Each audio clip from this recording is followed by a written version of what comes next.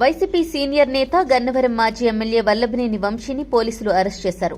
గన్నవరం దగ్గరలో పోలీసులు ఆయనను అదుపులోకి తీసుకున్నారు. గన్నవరం పోలీస్ స్టేషన్ కు తరలించారు. గన్నవరం టీడీపీ ఆఫీసుపై దాడి ఘటనలో ఆయనను అరెస్ట్ చేశారు. హైదరాబాద్ నుంచి గన్నవరం వస్తుండగా వాహనాన్ని వెంబడించి అదుపులోకి తీసుకున్నారు. వంశీ ఇంటికి సమీపంలోనే పోలీసులు ఆయనను అరెస్ట్ చేశారు.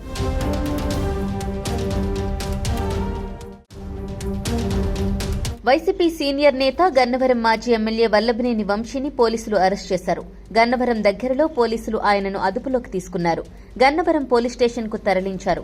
గన్నవరం టీడీపీ ఆఫీసుపై దాడి ఘటనలో ఆయనను అరెస్ట్ చేశారు. హైదరాబాద్ నుంచి గన్నవరం వస్తుండగా వాహనాన్ని వెంబడించి అదుపులోకి తీసుకున్నారు.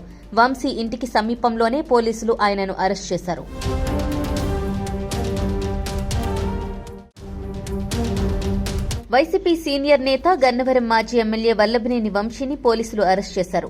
గన్నవరం దగ్గరలో పోలీసులు ఆయనను అదుపులోకి తీసుకున్నారు. గన్నవరం పోలీస్ స్టేషన్ కు తరలించారు.